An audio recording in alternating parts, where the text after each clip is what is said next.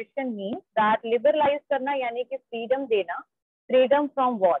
तो बेसिकली आपको पता होगा, जो मैंने आप लोग को कल एक स्टोरी बताया था कि after independence what was the situation of the India, and so many tariff and non-tariff barrier was imposed in India, and so many countries are not able to do any kind of exporting and importing thing in our country. So basically in short I can tell you that जो आपका ये पूरा situation है, जो economic policy 1991 आया, उसको LPG भी बोलते हैं, और इसका जो पहला लिबरलाइजेशन, इसका मतलब है फ्रीडम देना। किस चीज से फ्रीडम देना? And to the licensing quota, यानी बहुत सारी इंडस्ट्रीज को लाइसेंस लेने की रिक्वायरमेंट फिर नहीं थी, और उसके अलावा बहुत सारे जो रिस्ट्रिक्शंस थे दे वर बेसिकली पुट, मतलब वो रिस्ट्रिक्शंस और जो कंट्रोल थे उनको खत्म कर दिया गया जब आपका इकोनॉमिक पॉलिसी 1991 आया। ठीक है, तो इंडिया जो है वो it got basically liberalisation by following ways. कुछ तरीकों से इनको लिबरलाइजेशन मिला। सबसे पहला एबोलिशन। तो एबोलिशन का मतलब होता है हटाना। ठीक है, तो abolition of the licence except in few, यानी कुछ चीजों को या कुछ सेक्टर्स को छोड़कर लगभग हर सेक्टर से इंडस्ट्रीज के आपका जो लाइसेंसिंग सिस्टम था उसको एबोलिश कर दिया गया। कुछ आपके ऐसे कुछ ऐसे इंडस्ट्रीज थे जो सेंट्रल गवर्नमेंट कंट्रोल थे और जो हैजर्डस प्रोडक्ट बनाते थे, उनको लाइसेंस लेने की जरूरत तब भी थी, लेकिन जो मेजॉरिटी ऑफ जो आपकी इंडस्ट्रीज थे they are liberalise by abolition of the licence. Licence को एबोलिश कर दिया गया, खत्म कर दिया गया। Next one is no restriction on expansion और कंट्रैक्शन ऑफ बिजनेस एक्टिविटी। तो जो आपके पहले कोई भी तरीके का कंट्रोलिंग था कि you can not able to expand your business and all, तो एक्सपेंशन और कंट्रैक्शन जो भी बिजनेस का था इट इज बेसिकली एंडेड, कि आप आराम से, जो रिस्ट्रिक्शन था, नो कोई भी रिस्ट्रिक्शन नहीं था आपके एक्सपेंशन और कंट्रैक्शन को लेकर के बिजनेस एक्टिविटीज का। So this point is clear. So this point is clear. First one is abolition of license except in few. And one more thing that अभी 10 बज रहा है और आप लोग सबका कैमरा ऑफ है। कैमरा ऑन करके बैठो मेरे क्लास में। Strictly I am speaking about this. Turn on your camera, everyone. Every student turn on your camera. Otherwise I am not going to allow the student. मैं बाहर कर दूंगी class से। सारे बच्चे कैमरा ऑन करके बैठो। सारे बच्चे turn on your camera. Everyone class में कोई भी कैमरा ऑफ नहीं करेगा पूरे क्लास में। तो एबलिश हो गया आपका लाइसेंस। सेकेंड, जो रिस्ट्रिक्शन और एक्सपेंशन था वो भी हटा दिया गया। कोई भी एक्टिविटीज में कोई भी कंट्रोल नहीं था कि कुछ भी आप एक्सपैंड नहीं कर सकते अपने बिजनेस को। Freedom in fixing the price. जो भी प्राइस आप अपने गुड्स के लिए फिक्स करना चाहते हो that there is a freedom for that. लेकिन मैंने बताया था कि एसेंशियल कमोडिटीज एक्ट के अंडर 1955 में जितने भी कमोडिटीज थी उसके आज भी प्राइस जो है वो गवर्नमेंट रेगुलेट करती है, क्योंकि ज्यादातर बेसिक नीड प्रोडक्ट्स आते हैं एसेंशियल कमोडिटीज में। लेकिन ऐसे जो आपकी प्राइसिंग सिस्टम था कि आप अपने गुड्स को किस प्राइस में सेल करना चाहते हो, ये भी फ्रीडम जो है लिबरलाइजेशन के बाद मिल गया बहुत सारी इंडियन इंडस्ट्रीज को, that freedom in fixing the prices of the products और goods. Clear? So this is the third point in the liberalization. Now the fourth point is it is that easy and simplifying the procedure to attract the foreign capital in India. So India से बाहर जो भी foreign capital India में आए, इसके लिए बहुत ज्यादा प्रोसीजर को सिंपल कर दिया गया, इजी कर दिया गया, और liberalisation in import and export हो गया, यानी कि एक्सपोर्ट और इम्पोर्ट में कोई भी बैरियर बहुत एक्सट्रीम नहीं रहा। अब आप आराम से दूसरे कंट्री के प्रोडक्ट को भी इंडिया में मंगवा सकते हो और इंडिया से भी दूसरे कंट्री में प्रोडक्ट को एक्सपोर्ट कर सकते हो। तो liberalization was there in the case of export and import. Next one is freedom in movement of goods and services. There is no restriction related with the movement of goods and services. Freedom मिल गया goods and services को। And उसके अलावा और भी चीज मैंने बताया था कि मिनिमाइज बहुत ज्यादा मिनिमाइज हो गया आपका टैरिफ और नॉन टैरिफ बैरियर। तो इसको भी आप लोग लिख लीजिए, मेंशन इसको भी लिख लीजिए सब बच्चे। Everyone right about it. लिख लिया है ना? लिख लिया ये सारे point? Okay. Next one is the privatisation.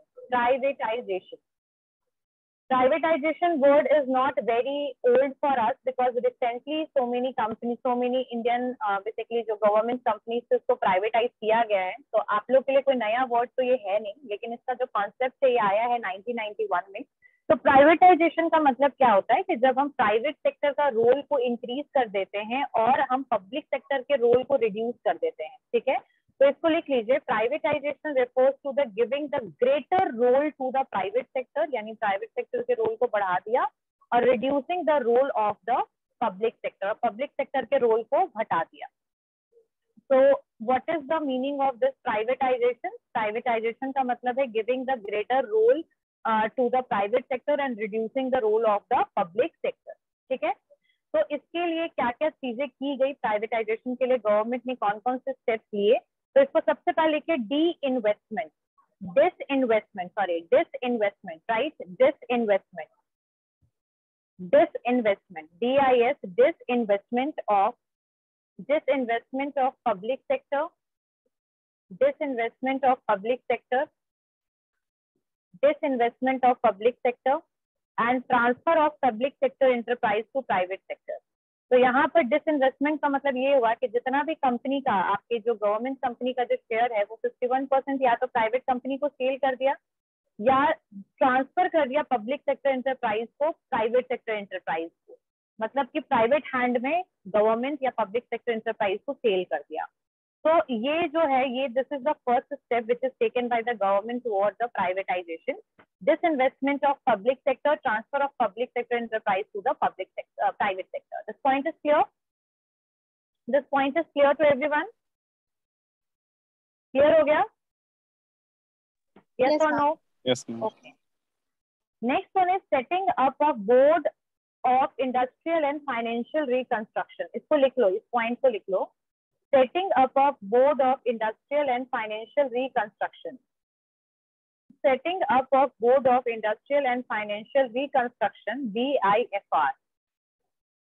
Setting up of Board of Industrial and Financial Reconstruction, BIFR. This board was set up to revive sick unit in the public sector enterprise suffering loss. BIFR लिख लिया, setting up of Board of Industrial and Financial Reconstruction. This board was set up. This board was set up. This board was set up. This board was set up. I am just going to give the attendance to only 2 students, Muskan and Akanksha, not the others. This board was set up. ये जो board था ये set up किया गया किस चीज के लिए? ताकि जो sick units हैं, मतलब जो बीमार units होंगे, गवर्नमेंट के जो बीमार units है पब्लिक सेक्टर के, वो जो है वो आपका उसको रिवाइव किया जा सके, यानी जिंदा किया जा सके दोबारा, इसके लिए इस तरीके के बोर्ड को भी बैठाया गया। ठीक है, so it is not about privatisation में कि सिर्फ और सिर्फ पब्लिक सेक्टर एंटरप्राइजेस को प्राइवेट में कन्वर्ट कर देना, लेकिन वैसे एंटरप्राइजेस जो पब्लिक सेक्टर एंटरप्राइजेस थे, जो प्रॉपरली वर्क नहीं कर रहे थे, बहुत सालों से लॉस से सफर कर रहे थे, सिक थे, उनको रिवाइव करने का काम भी जो था, it was basically done by this particular board and it is specially established for that reason. ठीक है, BIFR, that is Board of Industrial and Financial Reconstruction. समझ में आ गया सबको? This is clear to everyone? Yes, ma'am. Yes, ma'am. Okay. Next one is delusion of stake of government. Delusion, DILUTION, delusion of stake of government. If in the process of disinvestment, delusion of stake of the government, if in the process of disinvestment, private sector acquire more than 51% share, delusion of stake of the government, if in the process of disinvestment, private sector acquires more than 51% shares, then it results in transfer of ownership and management to the private sector. Transfer of ownership and management to the private sector.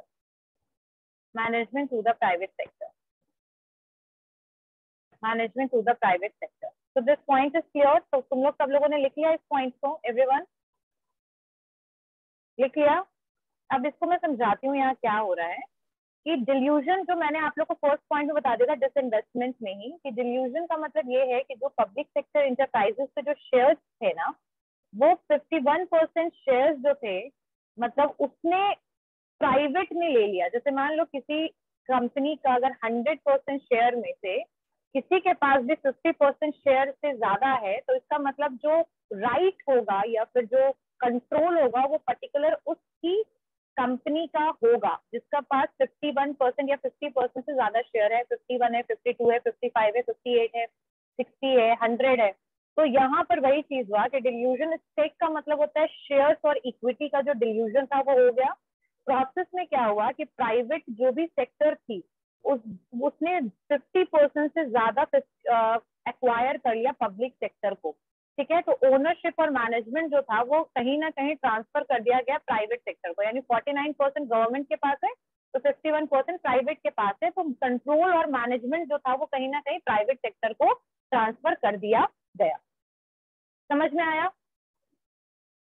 Transfer of ownership and management is given to the private enterprises because of the dilution of the stake of the government, and that is that the share is more than 50% is in hand of private sector. Clear हो गया? This point is clear to everyone? Yes, Okay, so I guess this point is clear. Privatization समझ में आ गया? Next one is globalisation. तो globalisation का तो पूरा टॉपिक हम लोगों ने ऑलरेडी कंप्लीट कर ही लिया है, तो आई डोंट थिंक सो कि ग्लोबलाइजेशन की तरफ हमें मूव करना चाहिए। क्लियर है ना? ग्लोबलाइजेशन का पूरा टॉपिक कंप्लीट हो चुका है। Privatisation and liberalisation is clear to everyone? Privatisation and globalisation is clear to everyone? Yes और नो? बोलते ही नहीं हो। चलिए, what is international monetary fund? Let me elaborate it. तो इंटरनेशनल मॉनेटरी जो फंड है ये आपका एक ऐसा ऑर्गेनाइजेशन है जिसको लाया गया था, आपके आईएमएफ को लाया गया था ब्रिटेन वुड कॉन्फ्रेंस के बाद। ठीक है, अब इसको देखते हैं कि आईएमएफ क्या है आफ्टर ऑल। तो आईएमएफ लिखिए, जो आईएमएफ था, the formation of IMF was initiated in 1944। तो ब्रिटेन वुड कॉन्फ्रेंस के बाद आपके आईएमएफ को इनिशिएट किया गया। ये ब्रिटेन वुड कॉन्फ्रेंस का याद रखिएगा कि IMF came because of the Britain would conference. ठीक है, और इसमें जो आईएमएफ का जो ऑपरेशन था, काम इन्होंने शुरू किया था, दैट वाज फ्रॉम द 27 दिसंबर 1945। यानी कि 1945 में 27 दिसंबर से ये जो काम था, it was basically started. Its operation of the international monetary fund was basically started from 27 December 1945 and it was came in 1944 because of the Bretton Woods Conference. ठीक है, अभी अगर बात किया जाए आईएमएफ में कितने कंट्रीज मेंबर हैं, तो इंटरनेशनल मॉनेटरी फंड में अभी लगभग 189 कंट्रीज जो हैं, that is basically it consist 189 member countries. यानी कितने अभी मेंबर कंट्रीज है आईएमएफ के इंटरनेशनल मॉनेटरी फंड के? 189। ठीक है, अब इसका हेडक्वार्टर कहाँ पर है? तो इसका हेडक्वार्टर जो है it is in the Washington में इसका हेडक्वार्टर है। और आईएमएफ का क्या रीजन है, आईएमएफ को क्यों लाया गया? इसका रीजन था आपका second world war. Second world war के बाद हमारे बहुत सारे, आपको पता होगा, एलीज और एक्सिस जो कुछ कंट्रीज थे, इनके बीच में वर्ल्ड वॉर हुआ और इस वर्ल्ड वॉर में बहुत सारे कंट्रीज पूरी तरीके से तबाह हो गए। ठीक है, तो इस सिचुएशन को देखते हुए कुछ आपके कंट्रीज, खास करके यूएस के कुछ मेंबर्स जो थे, उन्होंने इस कॉन्फ्रेंस को बुलाया, ब्रिटेन वुड कॉन्फ्रेंस को रखा। और उस ब्रिटेन वुड कॉन्फ्रेंस में आपके दो ऑर्गेनाइजेशन बने। दो आपके कौन कौन ऑर्गेनाइजेशन थे? एक आईएमएफ था और एक आईबीआरडी था, international bank for reconstruction and development और इंटरनेशनल मॉनेटरी फंड। ये आईएमएफ और आईबीआरडी जो है अभी ये वर्ल्ड बैंक का पार्ट है। वर्ल्ड बैंक में टोटल 5 ऑर्गेनाइजेशन मिल करके वर्ल्ड बैंक बनते हैं, याद रखिएगा, वो 5 ऑर्गेनाइजेशन का नाम लिखवा दूंगी। तो आईएमएफ और आईबीआरडी को लाया गया।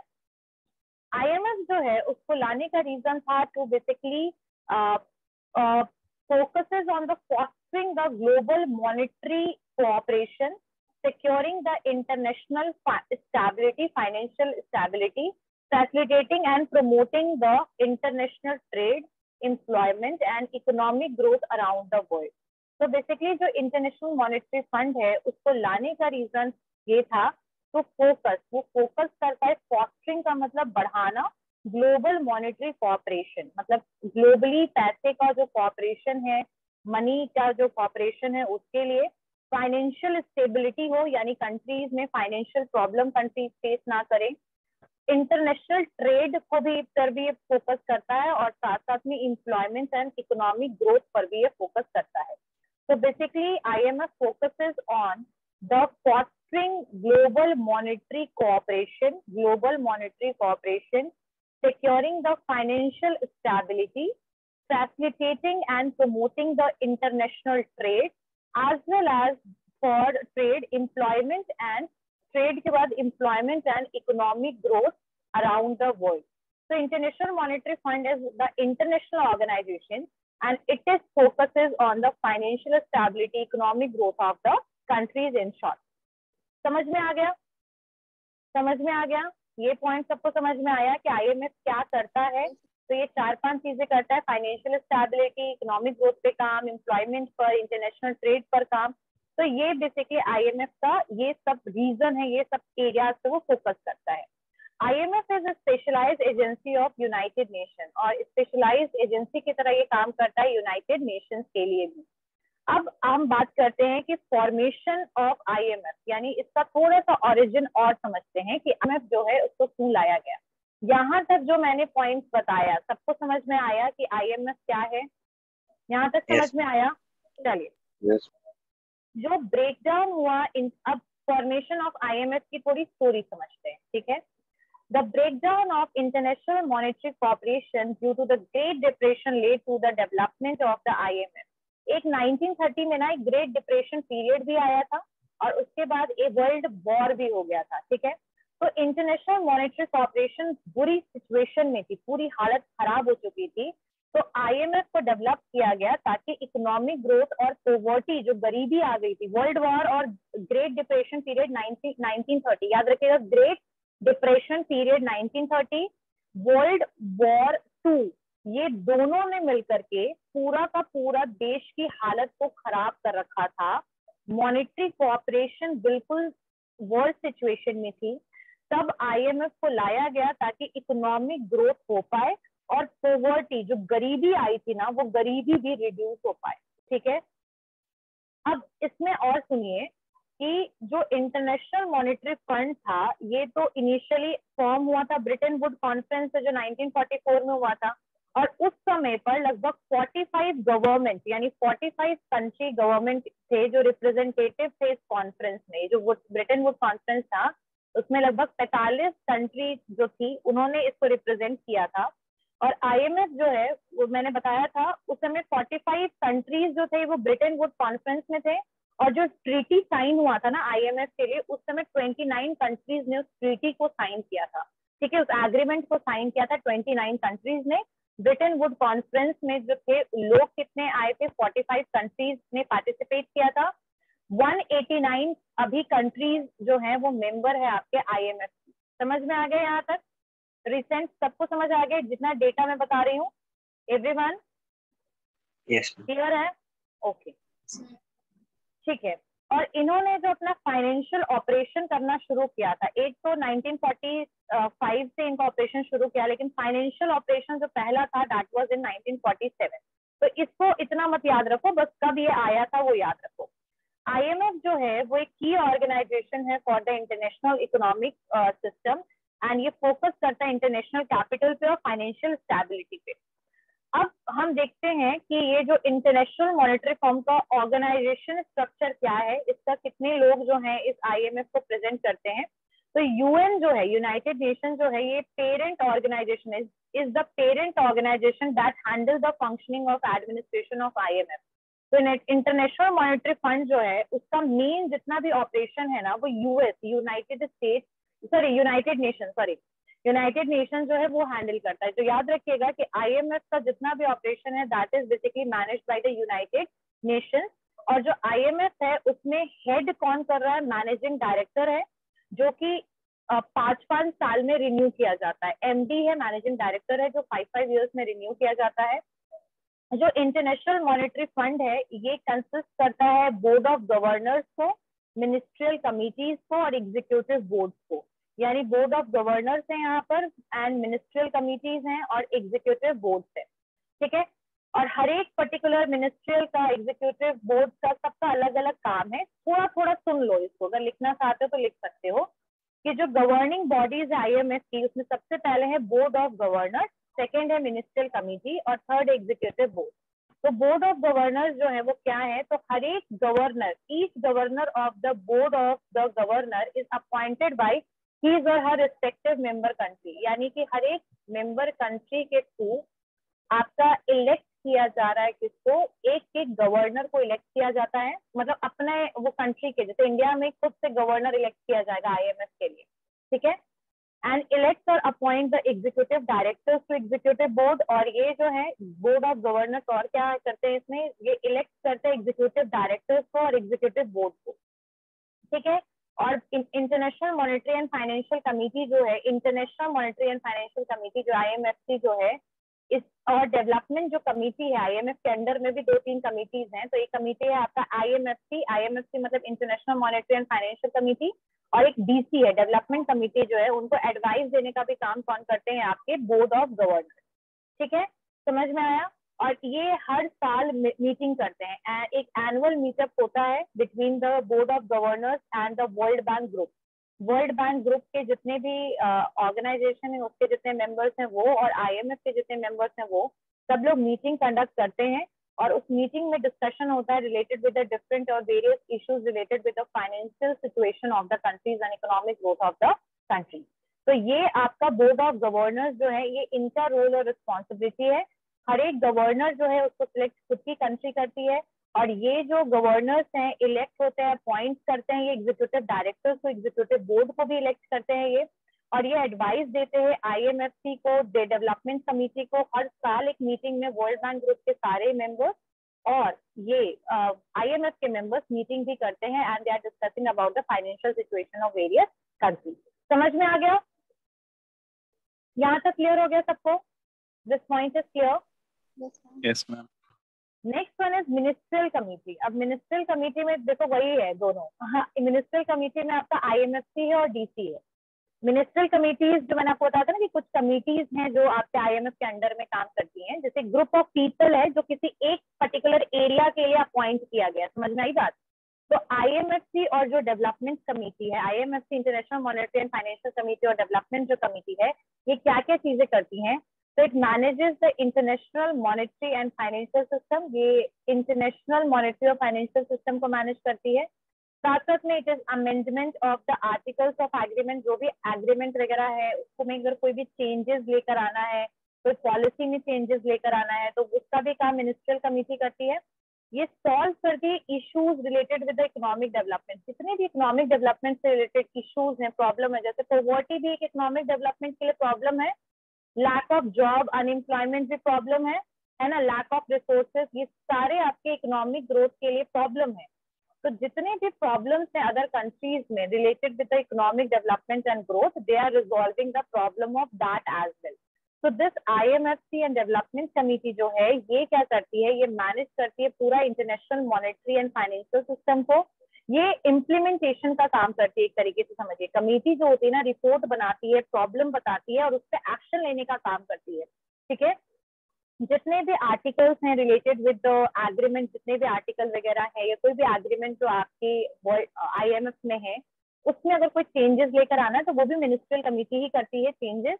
और कोई भी प्रॉब्लम है रिलेटेड विद द डेवलपमेंट और economic growth, related with any problem, social evils, problems are there in the country, so they are basically solving these issues as well. So this is the basically these are the functions of the ministerial committee. तो ये जो organisation structure है, यहाँ पर कौन कौन लोग हैं, क्या क्या पोजीशन है और कौन क्या क्या काम करता है वो होता है। समझ में आ गया everyone? This point is clear? Yes, ma'am. Okay, next one is executive board. Executive board, अब ये एग्जीक्यूटिव बोर्ड जो है ये क्या करते हैं, इसमें लगभग 24 मेंबर्स बोर्ड है। It is a 24 member board, मतलब ये जो बोर्ड है इसमें 24 लोग हैं। और ये बोर्ड जो है वो डिस्कस करती है एस्पेक्ट्स ऑफ फंड, फंड कितना देना है, कैसे देना है, they are discussing about the fund. And जो बोर्ड है ना वो बस डिसीजन लेती है वोटिंग के बेसिस पर। ये जो बोर्ड होती है ना, ये वोट कराती है कि हमें इस कंट्री को इतना पैसा देना चाहिए, तो कितने लोग सहमत हैं, वोट, कितने लोग सहमत नहीं है तो वो वोट नहीं करेंगे। तो मेजोरिटी माइनॉरिटी का यहाँ पर होता है एग्जीक्यूटिव बोर्ड में, कि मेजॉरिटी लोग अगर सहमत है, कंसेंट है, तो फिर वो डिसीजन ले लिया जाता है, अगर नहीं है तो फिर डिसीजन नहीं लिया जाता है। तो एग्जीक्यूटिव बोर्ड जो होती है वो बेसिकली 24 मेंबर्स उस बोर्ड में होते हैं, और वो फंड कैसे देना है, कहाँ देना है, किस तरीके से देना है, कैसे लेना है, इन फंड से रिलेटेड ये क्वेश्चंस और डिसीजन लेती हैं। और ये डिसीजन जो है ना कई बार फॉर्मल वोटिंग सिस्टम के थ्रू लिया जाता है। समझ में आ गया? This point is clear? So these are the basically features of the organization या organizational structure of IMF. तो यहाँ पर 3 याद रखेगा ऑर्गेनाइजेशनल स्ट्रक्चर में। सबसे पहला है आपका board of governors, ministerial committees, and next one is executive board. समझ में आ गया? क्लियर? चलिए, what is the objective of the IMF? IMF के क्या क्या ऑब्जेक्टिव हैं, तो इसको लिख लीजिए। What are the objectives of IMF? तुम लोगों ने IMF किया हुआ है? यस बताए थे कि ब्रिटेन वुड्स कॉन्फ्रेंस में हुआ था। तो what are the basically objectives of the IMF? तो फर्स्ट ऑब्जेक्टिव में लिखिए to improve and promote the global monetary cooperation of the world. और ये नेक्स्ट टॉपिक इसके बाद SDR ही पढ़ेंगे, क्योंकि IMF का पार्ट ही SDR। तो to improve and promote the global monetary cooperation of the world, to improve and promote the global monetary cooperation of the world. ठीक है? to improve and promote the global monetary cooperation of the world. समझ में आ गया सबको this point कि improve करना, बेहतर करना और प्रमोट करना ग्लोबल मॉनेटरी कोऑपरेशन वर्ल्ड में, यानी कि हर कंट्री एक दूसरे को कोऑपरेट करे। In the case of the monetary cooperation होना चाहिए। ठीक है? सेकेंड लिखे to secure financial stability by eliminating or minimizing secure financial stability. Everyone turn on your camera. To improve and promote the global monetary cooperation of the world. Next, to secure financial stability by eliminating or minimizing. To secure financial stability by eliminating or minimizing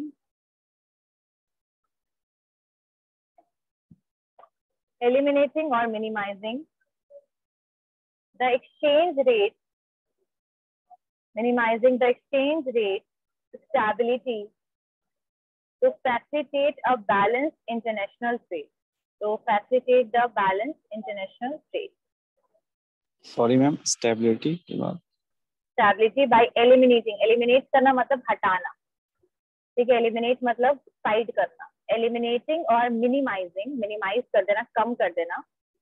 the exchange rate stability, तो secure एक financial stability के लिए eliminate करना, minimise करना exchange rate stability. ऐसे भी हमारे यहाँ फ्लोटिंग रेट चलता है, पता है ना? फ्लोटिंग एक्सचेंज रेट है, ना कि फिक्स एक्सचेंज रेट है। ये सब पढ़ा है ना एक्सचेंज रेट क्या होता है? नहीं पढ़ा है exchange rate? What is the meaning of exchange rate? आओ, ठीक है, ये टॉपिक करा दो। नेक्स्ट लिखिए to promote the high employment through economic assistance. To promote the high employment, जैसे देखो किसी देश में बहुत गरीबी है, अब उस गरीबी का रीजन क्या हो सकता है? यानी कि वहां पे बहुत सारे लोग हैं जिनके पास कोई जॉब नहीं, अर्निंग नहीं। तो ऐसे केस में जो ये प्रमोट IMF जो है वो पैसे तो देता ही है, साथ साथ वो प्रमोट भी करता है आपके एम्प्लॉयमेंट किसके through? By the assistance and sustainable economic growth के थ्रू। यानी कि एक प्रॉपर डेवलपमेंट हो, इकोनॉमिक ग्रोथ हो और एलिमिनेशन हो आपके अनएम्प्लॉयमेंट का, सोशल एवल का, so that they are basically working for that as well. High employment को भी प्रमोट करता है।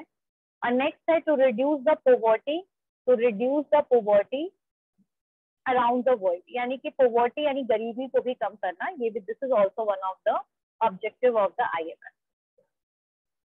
अच्छा, what are the functions of IMF? IMF के क्या क्या फंक्शंस हैं वो सुनिए। What are the functions of IMF? तो द फर्स्ट फंक्शन, इसका 3 फंक्शन है, regulatory function, financial function, consultative function. Regulatory function, financial function, consultative function. पहला पॉइंट लिखिए, फर्स्ट पॉइंट, 3 फंक्शंस है फंक्शंस ऑफ IMF में। और फिर इंडिया और IMF का क्या सिचुएशन है ये भी देखते हैं। रेगुलेटरी फंक्शन में लिखे कि आईएमएफ जो है एक IMF functions as a regulatory body as per the rules of articles of agreement. तो आईएमएफ में जो है ना कि सब जितने भी मेंबर्स कंट्री हैं they are basically did the एक एग्रीमेंट, सबने एग्रीमेंट साइन कर रखा है, ठीक है। तो ये एक रेगुलेटरी बॉडी है और रेगुलेट करना मतलब पॉलिसीज वगैरह चेंज करना, नए एग्रीमेंट्स बनवाना। So as per the rules of the article of agreement, it also focus in the administering of the code of conduct. Code of conduct का मतलब समझ जाइए कि कोई कंट्री में पैसा कैसे देना है, क्या इंटरेस्ट रेट लेना है, किस सिचुएशन पे देना है, ये सारी पॉलिसीज आईएमएफ के अंडर में मेंशन्ड है in the agreement. So IMF function as a regulatory body and as per the rules of the articles and as per the rules of the articles of agreement. It also focuses on administering a code of conduct for exchange rate policies। For exchange rate policies के लिए भी ये क्या करता है, code of conduct वगैरह change करता रहता है। Code of conduct for the exchange rate policy. Exchange rate का मतलब समझ लो जब दो करेंसीज है, जैसे इंडिया में रुपी चलता है और यूएस में डॉलर चलता है, तो कहीं ना कहीं कुछ भी अगर एक्सपोर्ट इम्पोर्ट या कोई भी इंटरनेशनल ट्रांजेक्शन होता है तो we have to exchange the money as well, ठीक है। तो they are basically making the code of conduct, यानी पॉलिसीज भी इन्होंने बनाया है कि कैसे पैसे को हम एक्सचेंज करेंगे, ठीक है।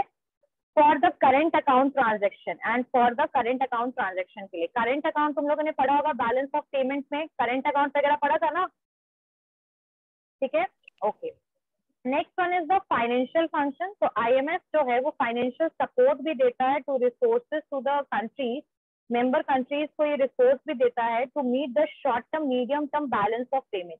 अगर आपका एक्सपोर्ट ज्यादा है और इंपोर्ट कम है तो ऐसे केस में आपका जो बैलेंस ऑफ ट्रेड होगा that is positive. When import is high and export is low then the balance of trade जो है वो आपका निगेटिव होता है। तो यहाँ पर बोला जा रहा है कि आपका जो बैलेंस ऑफ पेमेंट है कई बार वो डिसइक्विलिब्रियम हो जाता है, यानी कि जो लेवल होना चाहिए उससे वो नीचे आ जाता है। तो ऐसे केस में आपका जो जीडीपी है वो ऑटोमेटिकली नीचे डाउन चला जाएगा।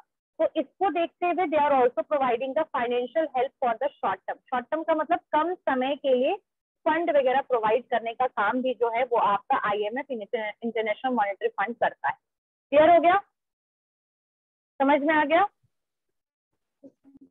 Okay. Consultative function, consultative function, consultative function, consultative function.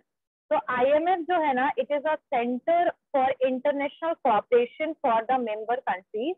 It also act as a source of counsel and technical assistance to the countries. तो यहाँ पर काउंसलिंग और टेक्निकल असिस्टेंस यानी टेक्नोलॉजी से रिलेटेड भी असिस्टेंस जो है इट इज प्रोवाइडेड। तो कंसल्टेटिव फंक्शन करता है रेगुलेट करना, नए पॉलिसीज बनाना, एग्रीमेंट रिन्यू करना, अमेंडमेंट करना, नई पॉलिसीज कोड ऑफ कंडक्ट बना, तो रेगुलेटरी फंक्शन भी है। फाइनेंशियल फंक्शन पैसे प्रोवाइड करना, पॉवर्टी हटाना, जॉब एम्प्लॉयमेंट प्रोवाइड करना, इकोनॉमिक ग्रोथ कराना, बैलेंस ऑफ पेमेंट, ये फिर आपका ये बैलेंस ऑफ पेमेंट हो गया, फिर ये जितनी चीजें it comes under the financial function. Consultative function they are providing the counselling session and the technical assistance to the member countries. और अभी 189 मेंबर कंट्रीज हैं। समझ में आया? These all points are clear? Yes ma'am, yes ma'am. Okay, तो चलिए India के context में देखते हैं कि आईएमएफ क्या है। तो इंडिया एंड आईएमएफ अगर हम बात करें तो इंडिया जो है वो फाउंडर मेंबर रहा है आईएमएफ का। फाउंडर मेंबर यानी कि जब इसको फाउंड किया गया, बनाया गया, तो उस समय भी इंडिया जो था शामिल था। इंडिया का जो India's union finance minister is the ex officio governor on the IMF board of governors. यानी बोर्ड ऑफ गवर्नर्स में इंडिया के जो यूनियन फाइनेंस मिनिस्टर थे वो आपके गवर्नर रहे हैं। ईच हर एक जो मेंबर कंट्री है also have an alternate governor. सबके पास एक अल्टरनेट गवर्नर का है। और यहाँ पर जो अल्टरनेट गवर्नर इंडिया के हैं वो गवर्नर ऑफ आरबीआई है। यानी कि जो यूनियन फाइनेंस मिनिस्टर होंगे he is basically a board governor या बोर्ड गवर्नर होंगे ये आईएमएफ के। और अल्टरनेट गवर्नर जो होंगे आईएमएफ के वो इंडिया के आरबीआई के गवर्नर जो है वो अल्टरनेटिव है। अल्टरनेटिव समझते हो क्या होता है ना? अल्टरनेट समझ में आ गया ना? हाँ, जब फाइनेंस अल्टरनेट क्या होता मिनिस्टर है? प्रेजेंट नहीं होंगे। बिल्कुल, जब वो प्रेजेंट नहीं है तो उनके बिहाफ में कोई और प्रेजेंट करेगा। तो दैट इज द हु, वो कौन है? वो आरबीआई के गवर्नर जो है, वो आईएमएफ के अल्टरनेट गवर्नर है, ठीक है, बोर्ड गवर्नर है। There is also executive director for India who represent the country at the IMF. तो कुछ executive directors भी हैं जो IMF के हैं, जो represent करते हैं हमारे कंट्री को। इंडिया में कोटा जो है IMF का है, वो SDR क्या है? स्पेशल ड्राइंग राइट्स है इंडिया के पास। कितना है मैं बता देती हूँ। SDR कितना है, कितना पैसा IMF से इंडिया ले सकता है, वो सुनिए कितना है। तो इंडिया का जो कोटा है IMF में, वो है 13,114.4 मिलियन। सोचो कितना ले सकता है पैसा इंडिया, 13,114.4, ठीक है, ये million. That gives India share holding of 2.76%। यानी इंडिया का IMF में 2.76% शेयर है एक तरीके से। और इंडिया के पास SDR स्पेशल ड्राइंग राइट कितने रुपए का है? 13,114.4 मिलियन का, ठीक है। अब स्पेशल ड्राइंग राइट क्या होता है, इसको मैं फिर से एक बार एक्सप्लेन करूंगी। ये बेसिकली हर एक कंट्री कितना पैसा ले सकता है ना IMF से, उसके ऊपर है SDR।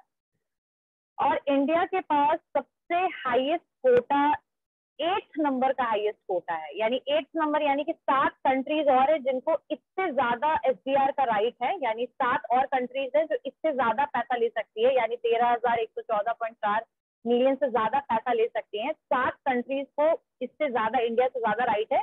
इंडिया का कोटा 8th नंबर पे आता है, ठीक है, इन 2.76 शेयर है परसेंट।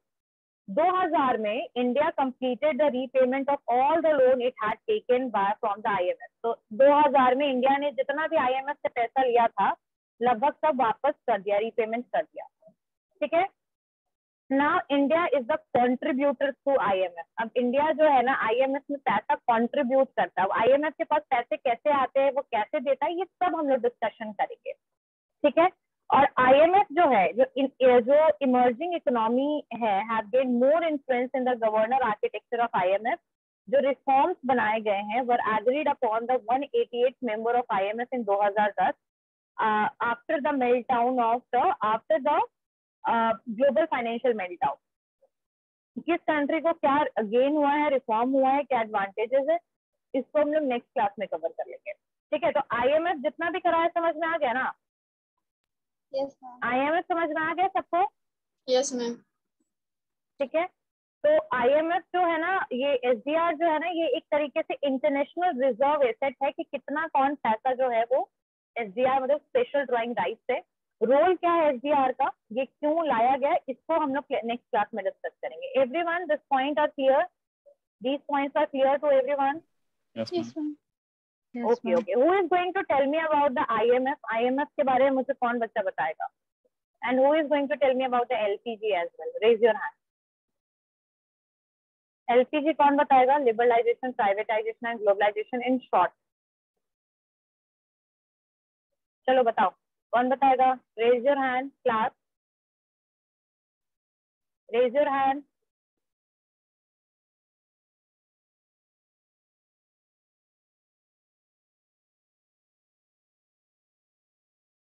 LPG तुम बताओ, IMF बताएगी। मैम LPG का फुल फॉर्म है liberalisation, privatisation and globalisation. Liberalisation में था कि जितने भी बाहर की कंट्रीज थे जो हमारे कंट्री के साथ डील करना चाहते थे, उन सब के साथ बहुत स्ट्रिक्ट पॉलिसीज लगे हुए थे। हमारी कंट्री में भी कई सारे जो प्राइवेट ओनर्स थे वो नए नए कंपनी नहीं खोल सकते थे क्योंकि रूल्स रेगुलेशन बहुत टाइट था। तो लिबरलाइजेशन में उन सब रूल्स को थोड़ा सा लिबरल कर दिया गया ताकि उन सबको नया कंपनीज खोलने दिया जाए, बाहर से जो इन्वेस्टमेंट आ रहा है उसमें भी इजी हो जाए। मैम प्राइवेटाइजेशन में जितने भी गवर्नमेंट कंपनीज थे जो सिक यूनिट्स बन चुके थे, जो ज्यादा अच्छे से प्रॉफिट नहीं कमा पा रहे थे, उन सब का कुछ अमाउंट प्राइवेट कंपनी को दे दिया जा रहा था। मतलब वो प्राइवेट कंपनी उस शेयर्स खरीद दे रहे थे। कई केसेस में पूरा ओनरशिप ही प्राइवेट को कन्वर्ट कर दिया जा रहा था। और मैम ग्लोबलाइजेशन में तो पूरे कंट्री को, पूरे वर्ल्ड को as a whole one economy माना गया ताकि हर एक कंट्री जो है सिर्फ अपने ही डोमेस्टिक इकोनॉमी पे ना ध्यान दे, एज अ ओवरऑल इकोनॉमी पे ध्यान दे और हर कंट्री से एक दूसरे का ट्रांजैक्शन होते रहे। ओके, नेक्स्ट IMF बताओ। IMF ma'am international monetary fund जो कि 1944 में इनिशिएट हुआ और एस्टैब्लिशमेंट हुआ 27 दिसंबर 1945 को। इसका मेन एम था कि जो वर्ल्ड वॉर 2 से और जो ग्रेट डिप्रेशन में सबका जो जॉब चला गया था, अनएम्प्लॉयमेंट हो गया था, उन सब से जो लोग सफर कर रहे थे, जो कंट्री सबसे ज्यादा सफर कर रही थी, उन सबको एम्प्लॉयमेंट देना, फाइनेंशियल स्टेबिलिटी देना कि कम से कम बेसिक नीड्स उनका पूरा हो पाए इनिशियल पॉइंट पे, और पॉवर्टी को हटाना। उस टाइम उनका बेसिक नीड ये था आईएमएफ का। अब इसका जो सारा फंक्शन है वो एक्सपैंड कर गया। अब इसके अलावा ये लोन वगैरह भी देते हैं। एसडीआर का फॉर्मूला भी आया जिसमें अगर किसी कंट्री को बहुत इकोनॉमिकली क्राइसिस है तो वो उनसे अपना पैसा ले सकते हैं और बाद में एज अ लोन वापस कर सकते हैं। तो अब इनका फंक्शन एक्सपैंड कर गया है। क्या बोल रहे बच्चे? इनका फंक्शन अब एक्सपैंड कर गया। स्टार्टिंग में इनका मेन एम था कि वर्ल्ड वॉर 2 से जो कंट्रीज डिवास्टेटेड है उन सबको फाइनेंशियल असिस्टेंस देना, उन सबको एक लाइन पे लाना, बेसिक नीड्स जो उनका पूरा नहीं हो पा रहा था एटलीस्ट उनको कवर करना। Very good, very good, very good मुस्कान।